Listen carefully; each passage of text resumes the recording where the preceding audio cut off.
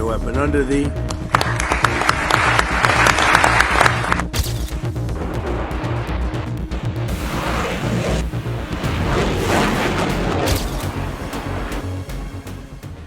अमेरिकी राष्ट्रपति Donald Trump ने कहा है कि अमेरिका ईरान पर सबसे बड़ा हमला करने के लिए तैयार है। मानो अभी तक उन्होंने सबसे बड़ा हमला किया ही नहीं। उन्होंने कहा तैयारी पूरी है, अब सिर्फ फैसला लेना बाकी है। ट्रंप ने यह भी कहा कि ईरान ने अभी तक पर्याप्त दर्द नहीं झेला है। ट्रंप के बयान के बाद ईरान ने भी तुरंत जवाब दिया। विदेश मंत्री अब्बास अरागची ने कहा कि अगर अमेरिका ने हमले जारी रखे तो उसे इसकी और भारी कीमत चुकानी पड़ेगी। उन्होंने कहा कि युद्ध खत्म करने का रास्ता बातचीत है, नए हमले नहीं। इधर ब्रिटेन ने भी अपनी सेना को अलर्ट पर रख दिया है। जी हां, ब्रिटेन भी तैयार हो गया है, कमर कस चुका है। ब्रिटिश सरकार का कहना है कि जरूरत पड़ने पर उसकी सेना देश की सुरक्षा के लिए तैयार है।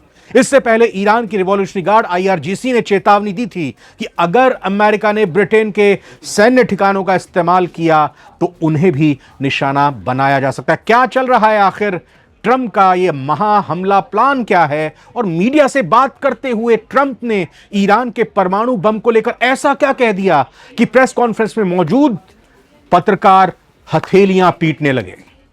ever even think about having a nuclear weapon, and that's exactly what's happening. They'll never have a nuclear weapon. Under the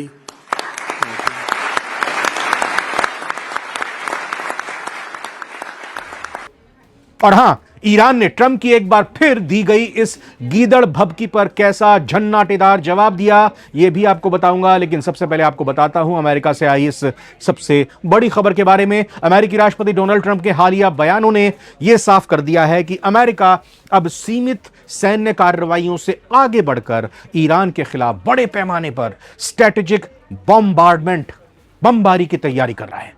Trump ने मीडिया से बात करते हुए कहा कि वो ईरान के खिलाफ अब तक के सबसे बड़े हमले पर विचार कर रहे हैं और इस पर अंतिम फैसला लेने के बेहद करीब हैं। अमेरिकी सैन्य मुख्यालय पेंटागन के सूत्रों के मुताबिक अगर ट्रंप ग्रीन सिग्नल देते हैं तो अमेरिका एक साथ ईरान के अंडरग्राउंड भूमिगत परमाणु ठिकानों, मिसाइल डिपो, नेवल बेसेस और प्रमुख इंफ्रास्ट्रक्चर पर सैकड़ों क्रूज मिसाइल्स और हैवी बॉम्बर से धावा बोलेगा।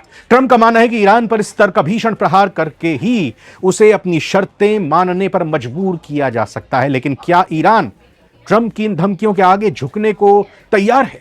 तो इस पर ईरान का जवाब बिल्कुल साफ, दो टूक, सपाट, सीधा, बेबाक और सख्त है। ट्रंप के इस बयान के तुरंत बाद ईरान के विदेश मंत्री अब्बास अरागची और इस्लामी रिवॉल्यूशनरी गार्ड कॉर्प्स IRGC के आला कमान ने कड़ा बयान जारी किया।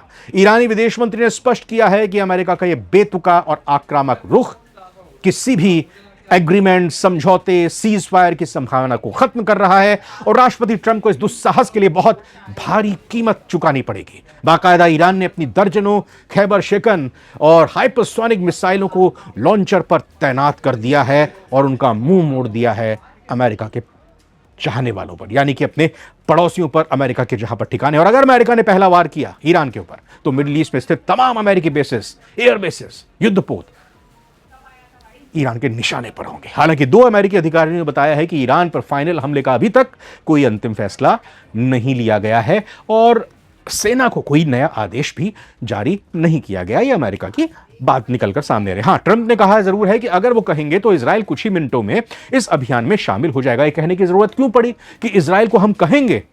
ट्रंप को यह कहने की जरूरत पड़ी कि इजराइल को हम कहेंगे तो वो हमारे साथ शामिल हो जाएगा, तो ऐसी क्या नौबत आ गई? लेकिन उन्होंने यह भी कहा कि ईरान के खिलाफ नया सैन्य अभियान शुरू करने के लिए अमेरिका को किसी बाहरी मदद की जरूरत नहीं है। यानी कि कह भी रहे हैं जब हम कहेंगे कि इजराइल आ जाए तो आ जाएगा। ये भी बात सामने आ रही है कि हमें किसी की भी जरूरत नहीं है। एक तरफ वो हॉर्मूज के लिए दुनिया भर से आह्वान कर रहे थे कि आइए हॉर्मूज को खुलवाइए, अब कह रहे हैं हमें किसी की जरूरत नहीं है। लेकिन इस बीच ब्रिटेन के नए नवेले प्रधानमंत्री एंडी बर्नहम ने ईरान के खिलाफ अमेरिका को ब्रिटिश सैन्य अड्डों के इस्तेमाल की मंजूरी दे दी है। हिंद महासागर में डियागो गार्सिया और ग्लॉस्टरशायर का फेयरफोर्ड एयरबेस अमेरिकी विमानों के इस्तेमाल के लिए उपलब्ध रहेंगे। ट्रंप का कहना है कि ईरान बातचीत करना चाहता है लेकिन अभी समझौते के लिए तैयार नहीं है। उनके मुताबिक तेहरान पर अभी इतना दबाव नहीं पड़ा है कि वो किसी समझौते को स्वीकार करे। मध्यस्थता की कोशिश से जुड़े 2 क्षेत्रीय सूत्रों ने, सोर्सेज ने बताया है कि ईरान के नेतृत्व ने अब तक सामने रखे गए नवीनतम प्रस्ताव को स्वीकार नहीं किया है। एक सूत्र के मुताबिक बातचीत चल रही है, लेकिन ईरान सहयोग नहीं कर रहा।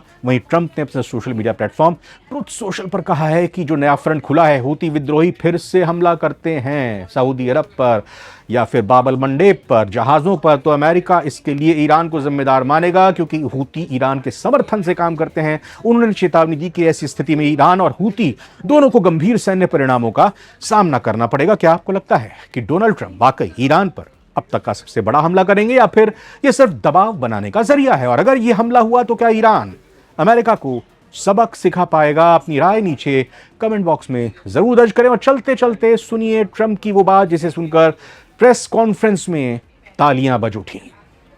Not let them ever even think about having a nuclear weapon, and that's exactly what's happening. They'll never have a nuclear weapon under the.